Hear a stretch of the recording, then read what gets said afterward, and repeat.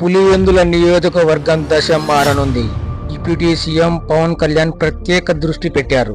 ఆయన చొరవతో పులివెందుల నియోజకవర్గ పరిసర ప్రాంతాల ప్రజల దాహార్తి కోసం మెగా వాటర్ గ్రిడ్ పథకం తీసుకువచ్చారు.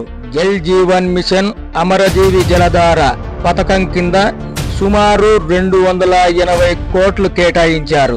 తుది అంకానికి నీటి శుద్ధి ప్లాంట్ పనులు చేరుకున్నాయి.